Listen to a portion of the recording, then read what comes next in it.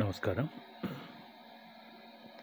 ప్రతివారం voice of people, voice for the children ఈ పేరుతో ఒక్కొక్కరి అనుభవాలు, విద్యారంగంలో వాళ్ళు పనిచేస్తున్న తీరుతెన్నులు, పిల్లలతో వాళ్ళు చేస్తున్న కార్యక్రమాలు ఇవన్నీ మనం తెలుసుకుంటున్నాం. అందులో భాగంగా ఈరోజు మార్కాపురం దగ్గర ఒక హై స్కూల్లో సైన్స్ టీచర్గా పనిచేస్తున్న రవిశేఖర్ అనే మిత్రుడిని కలవబోతున్నాం. ఆ మిత్రుడి అనుభవాలు వాటిని విందాం. రవిశేఖర్ గారు నమస్కారం.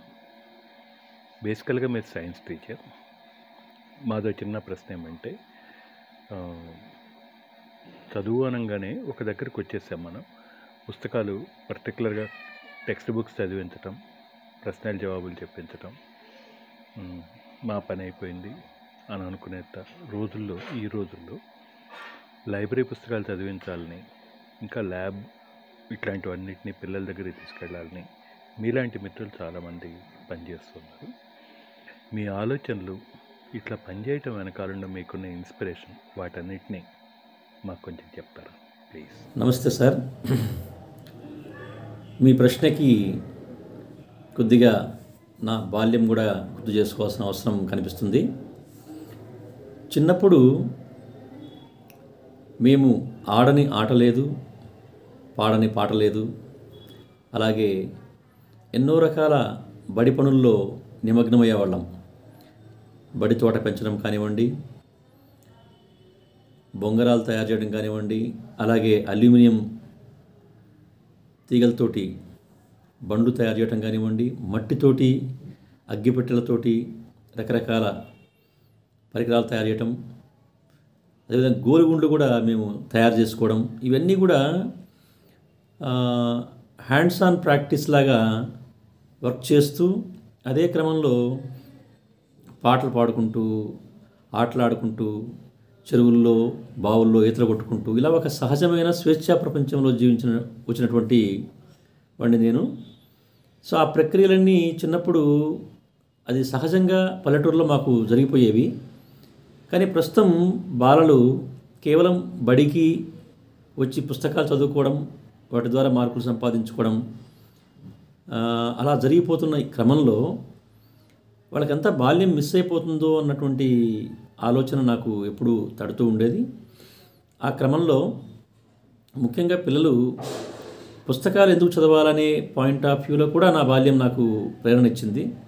నేను 3rd క్లాస్ నుంచే న్యూస్ పేపర్ చదవడం, అలాగే చందమామ, బాలమిత్ర ఇలాంటి చిన్నపిల్లల పత్రికలు చదువుకుంటూ, చిన్న చిన్న కథల పుస్తకాలు చదువుకుంటూ, ఆ చదవడం అనేది బాల్యంలోనే నాకు అలవాటుగా మారిపోయిన క్రమంలో ఇప్పటి పిల్లల్ని గమనిస్తూ ఉంటే టెక్స్ట్ పుస్తకాలు, నోట్సులు, గైడ్లు తప్ప వేరే పుస్తకాలని వాళ్ళు పట్టుకునే అవకాశము, సందర్భం వాళ్ళకి రావడం లేదు. ఇవన్నీ గమనిస్తుంటే పిల్లలకు ఒక ఆలోచనాశక్తి, ఊహాశక్తి, కల్పనాశక్తి, ఒక ఆనందకరమైనటువంటి ప్రక్రియలన్నీ కూడా కథల పుస్తకాలు చదవడంతోనే వస్తుందని నా యొక్క బాల్యం నాకు నేర్పింది. ఎందుకంటే కథ చదవగానే దాని గురించి ఒక ఇమాజినేషన్ మనసులో ఊహించుకోవడం అనే ప్రక్రియ మనకి చదువుకు ఎంతో దోహదం చేస్తుంది. పాఠం వింటున్నప్పుడు పిల్లవాడు ఊహించుకోవాలి, ఆలోచించాలి, దాని గురించి మనసులో తర్కించుకోవాలి. ఇవన్నీ కూడా పుస్తకం చదవడం ద్వారానే అబ్బుతుందన్నమాట. అలాగే చదువులో విభిన్న ప్రక్రియలు ఉంటేనే చదువు ఒక ఆనందంగా కరమైన ప్రక్రియగా సాగుతుంది. ఉదాహరణకి మనము కొన్ని అంటే సైన్స్ నేను టీచ్ చేస్తుంటాను. కొన్ని సైన్స్లో ఉన్నటువంటి యాక్టివిటీస్ని పిల్లలకి తమ ఇంటి దగ్గర దొరికే పరిసరాల్లో ఫస్ట్ గమనించమని చెప్తుంటాను. గమనించిన తర్వాత వాటిని ఏ విధంగా చేస్తే బాగుంటుందో కూడా చెప్పడంతో చాలామంది పిల్లలు వాటి ఇంటి దగ్గరే చేసుకొని రావడం కూడా జరుగుతూ ఉంటుందన్నమాట. అంటే ఇలాంటి ప్రక్రియలు, నెక్స్ట్ సైన్స్ పుస్తకాలు, అంటే సబ్జెక్ట్ పుస్తకాలు కాకుండా అదనంగా పుస్తకాలు చదివే కార్యక్రమం కూడా పిల్లలు చేస్తూ ఉండటం వల్ల వాళ్ళకి అదనంగా సమాచారం అందడంతో పాటు చాలా విషయాలకి, సందేహాలకి సమాధానాలు వాళ్ళకి కనిపిస్తూ ఉంటాయి. సో ఇలాగా కొన్ని అంశాలని చదువుతో పాటు జోడించి పాటలు, ఆటలు, టాయ్ మేకింగ్, అలాగే ఆ, కథలు సమీక్షలు రాయటం, ఇటువంటి ప్రక్రియల ద్వారా వాళ్ళు తమ యొక్క చదువును ఆనందంగా చదువుతారని చెప్పేసి నేను అభిప్రాయపడుతున్నాను సార్. రవిశేఖర్ రెడ్డి గారు, చాలా ఆనందంగా ఉంది మీ ఆలోచనలు వీటిని వింటాం. అలానే కేవలం చదువులతో లేదా టీచర్గా మీరు పనిచేయటంతో పాటు పిల్లలకి చదువు చెప్పడంలో కేవలం టెక్స్ట్ బుక్స్ కాకుండా కథల పుస్తకాలు, ఆటలు, కథల్ని డ్రామా చేయటం, ఇట్లాంటివన్నీ చేయించడం మీరు మీలాంటి టీచర్లు చాలామంది కలిసి చేస్తున్న పనులు. ఇదొక్కటే కాకుండా నేలముతో స్నేహం, ప్రకృతితో స్నేహం చేయటం, వీటిని కూడా పిల్లలకి నేర్పించడానికి మీరు తీసుకుంటున్న ఆలోచనలు, దీన్ని పిల్లలు ఎట్లా స్పందిస్తున్నారు, మీ ఆలోచనలు, వీటిని కూడా మాతో పంచుకోండి. ఫిజికల్ సైన్స్ టీచర్గా నేను కొన్ని అంశాలని పిల్లల్లో బలంగా తీసుకెళ్ళడానికి ప్రయత్నం చేస్తూ ఉంటాను సార్ ఎప్పుడు కూడా. అదేంటంటే, ముఖ్యంగా మనం ఎక్కడి నుంచి వచ్చాం, మన నేపథ్యం ఏమిటి అని మనం ప్రశ్న చేసుకుంటే జీవపరిణామ క్రమం గురించి చెప్పాల్సి వస్తుంది. అలాగే అంతకంటే ముందు ఈ భూమి పుట్టుక, నక్షత్రాల పుట్టుక, ఇవన్నీ తెలుసుకోవాలంటే విశ్వావిర్భావం గురించి చెప్పాల్సి వస్తుంది. మరి ఈ విషయాలన్నీ కూడా టెక్స్ట్ పుస్తకాల్లో పూర్తి స్థాయిలో ఉండవు. మరి అటువంటిప్పుడు తప్పనిసరిగా వాళ్ళు ఏం చేయాలి, అదనపు సమాచారం కోసం పుస్తకాల మీద, ఇతర పుస్తకాల మీద ఆధారపడాలి, సైన్స్ పుస్తకాల మీద. సో వాళ్ళకి అవి అందుతాయి కొన్నిసార్లు, అందవు కొన్నిసార్లు.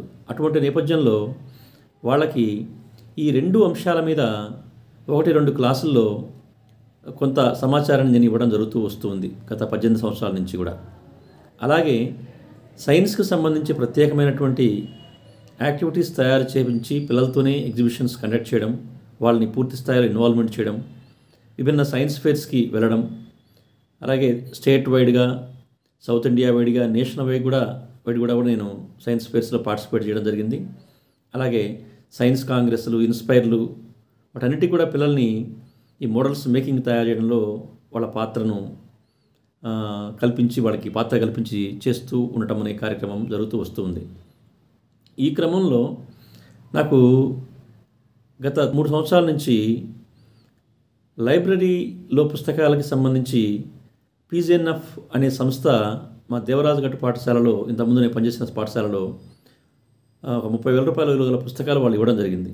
నాకు అప్పుడు అనిపించింది, ఈ పుస్తకాలు ఇంత విలువైనవి, వీటిని పిల్లలు చదవకపోతే ఎలా, అందులో జ్ఞానం వాళ్ళు పొందకపోతే ఎలా అని చెప్పి ఆలోచిస్తున్నప్పుడు మా హెడ్ మాస్టర్ గారు వై సత్యనారాయణ రెడ్డి నాకు ఆ బాధ్యతలు అప్పచెప్పడంతో అందులో ఉన్న పుస్తకాలన్నీ కూడా పిల్లలు చదవాలి అనే కోరిక, ప్లస్ నేను కూడా వాటిల్లో కొంతవరకే చదివాను, ఇంకా చదవాలన్నటువంటి ఆలోచనతోటి పిల్లలను లీడర్స్గా పెట్టి ఆ పుస్తకాలని ఇళ్ళకి ఇస్తూ వాళ్ళు చదివినటువంటి వాటి మీద సమీక్షలు రాసుకొని రమ్మని చెప్తూ అది ఒక మంచి కార్యక్రమంలాగా గత పాఠశాలలో చేయడం జరిగింది. అలాగే పిల్లలతోటి మనం బడిలో మొక్కలు పెంచడం అనే కార్యక్రమాన్ని కూడా చేస్తే బాగుంటుందన్న స్పృహతోటి ఫారెస్ట్ డిపార్ట్మెంట్ వాళ్ళతో మాట్లాడి ఒక 3 సంవత్సరాల వ్యవధిలో 350 మొక్కల్ని పిల్లల సహకారంతో, టీచర్ల సహకారంతో మరియు ఫారెస్ట్ డిపార్ట్మెంట్ సహకారంతో, మా హెడ్ మాస్టర్ గారి సహకారంతో ఆ దేవరాజు పాఠశాలలో వాటిని నాటి పెంచి పెద్ద చేయడం జరుగుతూ వస్తూ ఉంది. ఈ క్రమంలో నేను పిల్లల్ని పరిశీలించిందంటే, వాళ్ళకి చిన్న చిన్నగా మొక్కలకు సంబంధించి పాదులు చేయడము, వాటి యొక్క ఆకులు కట్ చేయడము, వాటి నీళ్లు పోయడము, ఈ సంరక్షణ కార్యక్రమాన్ని అంతా వాళ్ళతో చేపిస్తున్న క్రమంలో వాళ్ళకి ఎంత ఆనందం కలుగుతూ ఉంటుందంటే ఆ ప్రక్రియలో వాళ్ళతో పాటు నేను కూడా మొక్కలు నీళ్లు పడుతూ పాదులు చేస్తూ పార్టిసిపేట్ చేస్తుంటే, సో చదువుతో పాటు ఇది కదా జరగాల్సింది, వాళ్ళ ఇన్వాల్వ్మెంట్ ఈ విధంగా ఉండాల్సింది, వాళ్ళలో ఎంతో ఆనందం గమనిస్తూ ఉండేవాడిని. వాటిని ఎప్పుడు వాళ్ళు భారంగా చేసినటువంటి పరిస్థితి లేదు. సో ఉత్సాహంగా గ్రౌండ్కి అలా వచ్చేసి మొక్కలు చూసుకుంటూ వెళ్తుండే పరిస్థితిలో మనం వాళ్ళకి ఆ ఎక్స్పీరియన్స్ని, మొక్కల వల్ల ఉపయోగాలు, అవి కలిగే ఉపయోగాలని క్లాస్ రూమ్లో చెప్పడంతో పాటు ప్రత్యక్షంగా అవి పెరుగుతుంటే వాటిని చూసి వాళ్ళ ఆనందం పొందే విషయాల్ని మనం వాళ్ళకి ఎక్స్పీరియన్స్ ఇవ్వగలగాలి. అలాగే ఇంకా బడిలోనే మనం కిచెన్ గార్డెన్, పండ్ల మొక్కలు పెంచడం కూడా ఒక ప్రత్యేకమైన ప్రక్రియగా నేను తీసుకోవడం జరిగింది. కొంత పరిమితంగా లాస్ట్ పాఠశాలలో మొదలుపెట్టాను దాన్ని, పండ్ల మొక్కలు వేయడాన్ని, అదేవిధంగా కొన్ని కూరగాయలు పండించడం. సో ఆ ప్రక్రియలను ఇప్పుడు కొత్తగా చెన్నారెడ్డిపల్లి పాఠశాలలో కూడా మొదలుపెట్టాను. పండ్ల మొక్కలు వేస్తూ ఉన్నాం క్రమంగా. రేపు జూన్కి ఇంకా చాలా మొక్కలు వేయాలి. వీటన్నిటిలో కూడా పిల్లల యొక్క భాగస్వామ్యాన్ని ప్రత్యక్షంగా నేను ప్రోత్సహిస్తూ ప్రతి మొక్క యొక్క ఉపయోగాలు, వాటి యొక్క పండ్ల యొక్క ఉపయోగాలు, వాటిని మన తీసుకుంటే మనకు కలిగే ప్రయోజనాలన్నింటినీ పాఠశాలలో క్లాస్ రూమ్లో ఎక్స్ప్లెయిన్ చేస్తూ వాటిని లైవ్లీగా మొక్కలకి సంబంధించిన పరిజ్ఞానాన్ని వాళ్ళకి లైవ్లీగా కూడా వాళ్ళకి అవకాశం కల్పిస్తూ ముందుకెళ్తున్నాను ఆ విషయాల్లో. అలాగే ఇక్కడ కూడా పాఠశాలకు సంబంధించి రాగానే ఆల్రెడీ కొన్ని లైబ్రరీ పుస్తకాలు ఉన్నాయి. గవర్నమెంట్ వీ లవ్ రీడింగ్ అనే ప్రోగ్రామ్ స్టార్ట్ చేయడం, ఒక పీరియడ్ని దానికి ప్రత్యేకంగా కేటాయించి ప్రస్తుతం పిల్లలకి పుస్తకాలు ఇచ్చి చదివిస్తూ ఉన్న క్రమంలో హెడ్ మాస్టర్ గారు నాగేశ్వరరావు గారు ఇంకా కొన్ని కొత్త పుస్తకాలు తెప్పించడం, అలాగే ఇదే సందర్భంలో పీజీఎన్ఎఫ్ గత స్కూల్కి ఇచ్చినటువంటి పీజీఎన్ఎఫ్ ద్వారా మరలా సిఏ ప్రసాద్ గారి ద్వారా, అంటే మీ ద్వారా పుస్తకాలని పాఠశాలకు తెప్పించడం, వాటిని విస్తృతంగా చదివించాలనే ఉద్దేశంతో పిల్లలకి పుస్తకాలు ఇళ్ళకి ఇవ్వడము అనే ప్రక్రియ ఇప్పుడు ప్రస్తుతం జరుగుతుంది. సో మీరు ఆ రోజు మా పాఠశాలకు వచ్చి పిల్లలందరికీ పాడటం, ఆడటం, కథలుగా చెప్పడం, పాఠాలని కథలుగా మార్చడం, డ్రామాలు చేయడం, ఇవన్నీ దేవరాజు పాఠశాలలో మీరు చెప్పారు, ప్రస్తుతం ఇక్కడ చెప్పారు. సో వాటిల్లో కొన్ని అంశాలను మాత్రం మేము అప్పుడప్పుడు చేయగలిగాం సైన్స్కి సంబంధించి. ఇప్పటి నుంచి ఇంకా విస్తృతంగా చేయాలనే ఆలోచనలు కూడా ఉన్నాయి. అంటే విభిన్నమైనటువంటి సైన్స్ పుస్తకాన్ని మీరు మాకు పరిచయం ఇచ్చారు. అసిమోవ్ రాసినటువంటి పుస్తకాలు చూస్తుంటే ఎంత అద్భుతమైన పుస్తకాలు అవి. వాటిలో ఇన్ఫర్మేషన్ పిల్లలకి చక్కగా అర్థమయ్యే రీతిలో ఉంది. అవన్నీ పిల్లలు చదివించాలని. తర్వాత ఈ మధ్యకాలంలో అంటే ఇంతకుముందు కూడా కొన్ని నేను చేపించున్నాను పేపర్ క్రాఫ్ట్స్ లాగా. సో ఆరగామిలో వచ్చినటువంటి చాలా అంశాలని గత పాఠశాలలో కొన్ని పిల్లలతోటి కట్ చేపించి క్యాప్స్ అంటే చిన్న చిన్న టాయ్స్ అంటే తయారు చేయించడం జరిగింది. ఇప్పుడు దాని మీద చాలా ఎక్కువగా ఫోకస్ పెట్టి అన్ని రకాల పేపర్ క్రాఫ్ట్స్, అదేవిధంగా మ్యాచ్ స్టిక్స్ తోటి ట్రయాంగిల్స్ తయారు చేయించడం అనే యాక్టివిటీస్ అన్నీ కూడా ప్లాన్ చేస్తూ ఉన్నాం. అలాగే సైన్స్ యాక్టివిటీస్ కూడా అరవింద గుప్తా టాయ్స్ అనేటువంటి ఛానల్లో చాలా ప్లెంటీ ఆఫ్ యూట్యూబ్ వీడియోస్ ఉన్నాయి. వాటన్నిటిని కూడా పిల్లలకి గ్రూప్ లాగా చేసి యాక్టివిటీస్ డెవలప్ చేయాలనే ప్లాన్లో ప్రస్తుతం నడుస్తుంది వర్క్ అంతా కూడా. సో ఇలా పిల్లలకి సంబంధించి ప్రత్యేకంగా లాస్ట్ పీరియడ్ ఒకటి డిజైన్ చేశాం. ఆ పీరియడ్లో పిల్లలు సంభాషణ చాతుర్యం అంటే కమ్యూనికేషన్ స్కిల్స్ పెంచుకోవడానికి, అదేవిధంగా కథల్ని అందరి ముందు వచ్చి చెప్పడం, కథల్ని సమీక్షలు రాసుకొని రమ్మనటం, అవన్నీ కూడా రాసుకొని ఇచ్చారు ఆల్రెడీ ఆ పుస్తకంలో వాళ్ళు చదివినటువంటి కథలకు సంబంధించి. నెక్స్ట్ వాళ్ళు సాంగ్స్ ప్రాక్టీస్ చేయించడం, ఈవెన్ వందే మాత్రం జనగణమన అలాంటి పాటలను కూడా లయబద్ధంగా పాడించేటటువంటి ప్రక్రియ స్టార్ట్ చేశాం. నెక్స్ట్ ఇంకా వాళ్ళని ఈ మోడల్ మేకింగ్లో కూడా తీసుకెళ్ళి సైన్స్ మోడల్ మేకింగ్ మొన్నే అగస్త్య ఫౌండేషన్ వాళ్ళు మాకు 6 days ట్రైనింగ్ ఇచ్చారు ఆన్లైన్లో.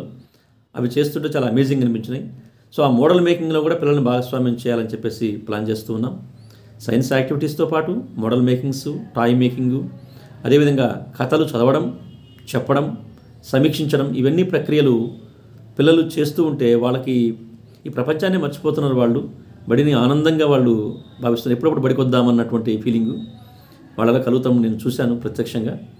అందుకే చదువు అంటే పుస్తకాల్లో ఉన్నది చదువుకొని నేర్చుకొని పరీక్షలు రాస్తూ మార్కులు సంపాదించుకోవడం కాదు.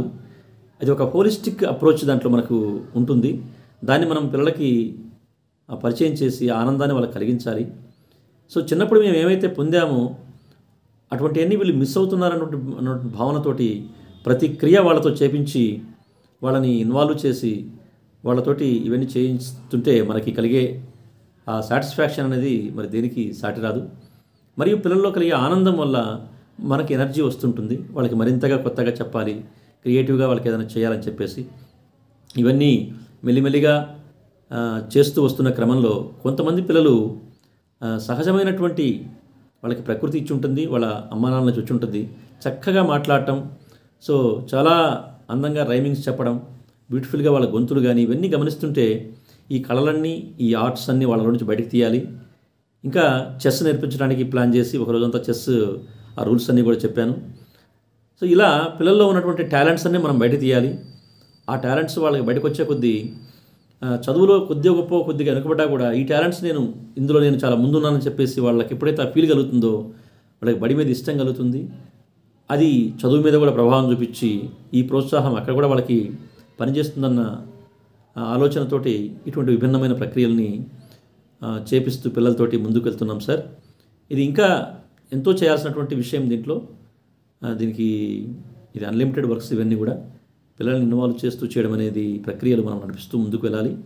కానీ పాఠశాలలో వాటిని ఇంబైబ్ చేసుకోవడానికి కొన్ని పీరియడ్స్ ఆల్రెడీ ఇంతకుముందు మనకు ఉండేవి, కోకరికులర్ యాక్టివిటీస్, ఎస్విపిడబ్ల్యూ అని చెప్పేసి. సో వాటిని కూడా మనము డిజైన్ చేసుకొని టీచర్స్, హెడ్ మాస్టర్స్ అందరి సహకారంతో ఈ యాక్టివిటీస్ అన్ని క్లాసులకి అందించాలనే కార్యక్రమంలో ముందుకెళ్తున్నాం సార్. మీలాంటి పెద్దలు యొక్క గైడెన్స్, ప్రోత్సాహం కూడా మాకు ఎనర్జీ ఇస్తూ ఉంటుంది అప్పుడప్పుడు మిమ్మల్ని చూస్తుంటే. రవిశేఖర్ గారు, చాలా బాగున్నాయి మీరు చెప్పిన వివరాలని. ఈ చదువులు, పుస్తకాలు వీటన్నిటితో పాటు డిఫరెంట్ ఫిలాసఫీస్, అంటే జిడ్డు కృష్ణమూర్తి దగ్గర నుంచి అనేక మందిని మీరు చదవటం, వీటన్నిటిని కూడా ఎంతో కొంత ఆచరించే ప్రయత్నం చేయటం, ఇవన్నీ గమనిస్తూ ఉన్నాము. ఏంటి దీని వెనకాలన ఆలోచన? ఎట్లా మీకు ఈ ఆలోచన వచ్చింది? వీటిని కూడా కొంచెం వివరిస్తారు. చదువులకి ఈ ఫిలాసఫీకి ఉన్న సంబంధాన్ని కొంచెం వివరించగలరా ప్లీజ్? సార్, మీరు చెప్పిన అంశంలో కృష్ణమూర్తి గారి గురించి కూడా ప్రస్తావించారు. ఆ విషయాన్ని కొద్దిగా మీకు చెప్పిన తర్వాత మిగతా విషయాలు ప్రస్తావిస్తాను. జిడ్డు కృష్ణమూర్తి గారు చిత్తూరు జిల్లా మదనపల్లిలో ఋషి వ్యాలీ పాఠశాల స్థాపించారు. ఆయన పాఠశాలని ప్రత్యేకంగా వెళ్ళి మేము సందర్శించాము. అక్కడ మేము చూసిన విషయాలు కొన్ని మాకు చాలా ఆశ్చర్యం కలిగించాయి. ఇది 2005 అటువంటి సంవత్సరంలో జరిగింది. ఇంటర్మీడియట్ పిల్లలు కూడా కొంతమంది చక్కగా ఆడుకుంటున్నారు, కొంతమంది నృత్యం చేస్తున్నారు, డ్యాన్స్, భరతనాట్యం లాంటివి. కొంతమంది కుండలు చేసుకుంటూ కూర్చొని ఉన్నారు అక్కడ. ఇంకొంతమంది మ్యూజిక్, వోకల్, ఇన్స్ట్రుమెంటల్ నేర్చుకుంటున్నారు. కొంతమంది టెక్నాలజీస్ గురించి డిస్కస్ చేస్తూ ఉన్నారు. ఇదంతా కూడా ఇంటర్మీడియట్ పిల్లలు చేస్తున్నటువంటి పని. ఇది చూసిన తర్వాత నాకు ఎంత అమేజింగ్గా అనిపించిందంటే, జనరల్గా ఇంటర్మీడియట్ అంటే మీకు తెలుసు, రకరకాల ఎంసెట్లు, ఐఐట్లు కోచింగ్ చెప్పేసి బిజీ అయిపోతుంటారు పిల్లలంతా కూడా. పిల్లలు యాక్టివిటీస్లో, విభిన్నమైనటువంటి కళల్లో, ఫైన్ ఆర్ట్స్లో, వృత్తి విద్యల్లో, ఎస్యూపీడబ్ల్యూ లాంటి మోడల్ మేకింగ్లో, ఇంకా కొంతమంది గాలిపటాలు తయారు చేస్తూ ఉన్నారు. సో ఇటువంటి విద్యను దానికి అనుసంధానించడమే కదా అని నాకు ఆ రిషి వ్యాలీ స్కూల్లో చూస్తే, అది ఇంటర్మీడియట్ పిల్లలు చేస్తున్న పని చూస్తే నాకు అర్థమైంది. అదేవిధంగా అక్కడ స్వేచ్ఛ పిల్లలకి ఎంత చక్కగా ఇస్తారో అంతే స్థాయిలో వాళ్ళ బాధ్యతల్ని, రెస్పాన్సిబిలిటీస్ని చక్కగా నేర్పిస్తూ ఉన్న క్రమాన్ని మేము గమనించిన తర్వాత మాకు అర్థమైంది ఏంటంటే, పుస్తక పరిజ్ఞానం కేవలం ఒక ర్యాంకు సాధించడానికో, కొన్ని సీట్లు సాధించడానికో, కొన్ని మార్కులు సాధించడానికో పనికొస్తే, జీవితంలో వాళ్ళు విజయం సాధించాలంటే, జీవితాన్ని వాళ్ళు ఎదుర్కోవాలంటే ఎన్నో అంశాల్లో పిల్లలు తర్ఫీదు పొందాల్సిన అవసరం ఉంది. మరియు వారు చేసే పనిని గౌరవించాలంటే, వివిధ వృత్తుల్ని గౌరవించాలంటే, వాటిని ముందుగా వాళ్ళు పాఠశాలలో ఆ పనిలో వాళ్ళు నిమగ్నమైతేనే వాళ్ళు జీవితాన్ని సాఫీగా నడపగలరని చెప్పేసి నాకు అనిపించింది అక్కడ. తర్వాత పిల్లలు మేము గమనించే క్రమంలో కొన్ని అంశాల పట్ల అశ్రద్ధ వహించడం వల్ల కావచ్చు, ఈ ప్రోగ్రాం యొక్క బిజీ వల్ల కావచ్చు, ఉపాధ్యాయులంతా కూడా వాటిని అంతగా పట్టించుకోకపోవడం వల్ల పిల్లలు ఒక మూస పద్ధతిలో, బట్టి పద్ధతిలో ముందుకెళ్తున్న క్రమాన్ని గమనించినప్పుడు ఒక విషయం మాకు అర్థమైంది. భాషలన్నీ కూడా LSRW అనే ప్రిన్సిపల్ ద్వారా చక్కగా వస్తాయి. అలాగే మిగతా అంశాల్లో, మిగతా సబ్జెక్టులో కూడా ఈ LSRW చక్కటి రోల్ పోషిస్తుందని చెప్పేసి నేను ఎప్పుడు భావిస్తూ ఉంటాను. అంటే లిజనింగ్, ఏ పాఠమైనా, ఏ సబ్జెక్ట్ అయినా పిల్లలు ఆ లిజనింగ్ ప్రాసెస్ కరెక్ట్గా నడిస్తే వాళ్ళకి ఒక 35% సబ్జెక్ట్ అక్కడే అర్థమైపోతుంది, వచ్చేస్తుంది. ఆ ప్రాసెస్లో ఎక్కడ లోపం ఉందని చెప్పేసి నేను గమనిస్తూ ఉండేవాడిని.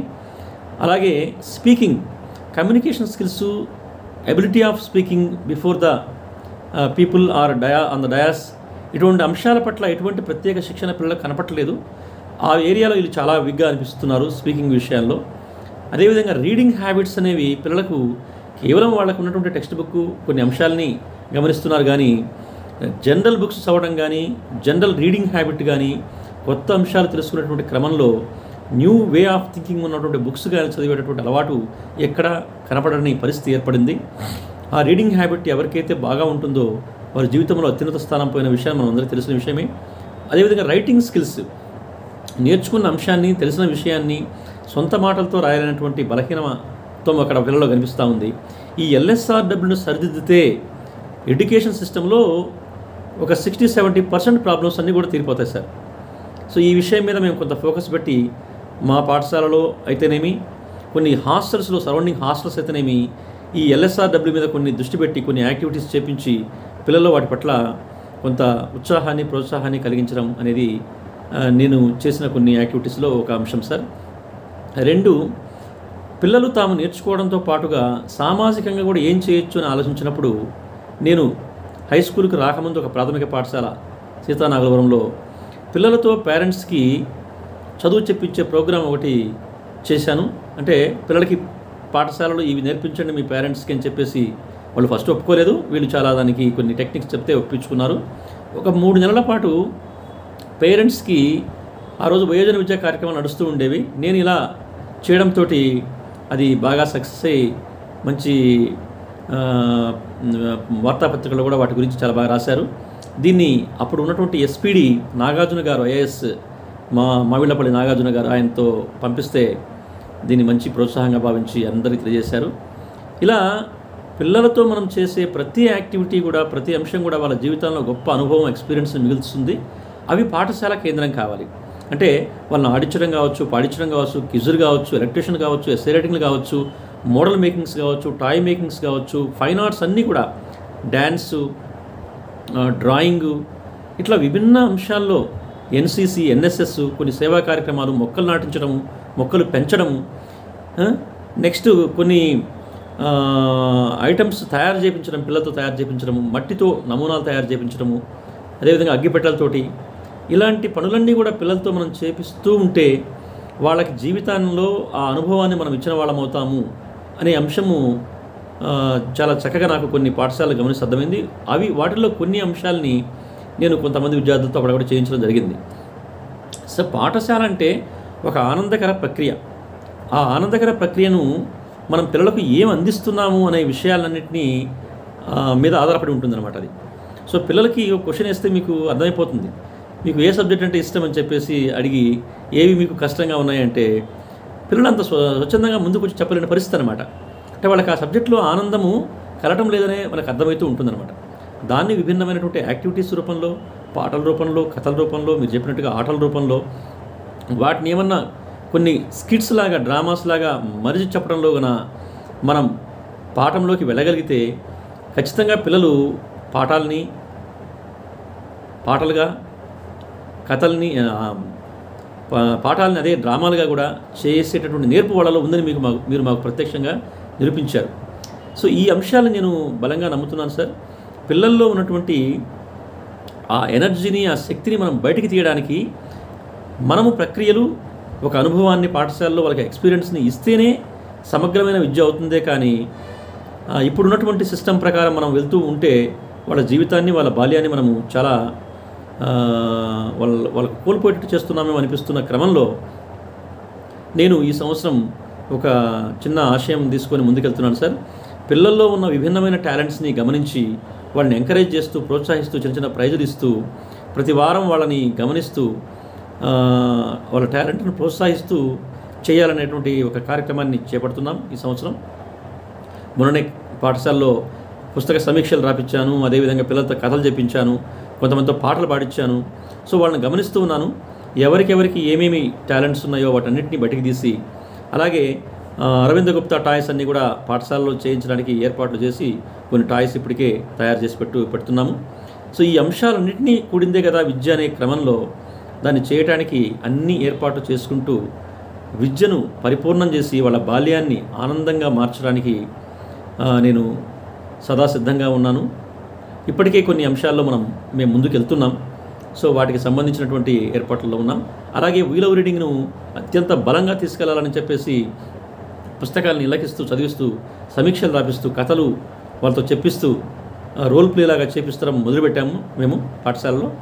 సో ఈ అంశాలన్నీ కూడా పిల్లలు సమగ్ర వ్యక్తిత్వం సమకూర్చుకునే విధంగా మలుస్తాయని చెప్పేసి నేను బలంగా విశ్వసిస్తున్నాను సార్. Thank you. రవిశేఖర్ గారు, మీరు చెప్తున్న విషయాలు, మీ ప్రయాణం, పిల్లలతో మీరు చేసిన ప్రయోగాలు, లేదా చదువులతో మీలాంటి మిత్రులు చేస్తున్న ప్రయోగాలు, ఇవన్నీ వినటం చాలా ఆనందంగా ఉంది. Voice of people, voice for children తరఫున మీకు శుభాకాంక్షలు, అభినందనలు.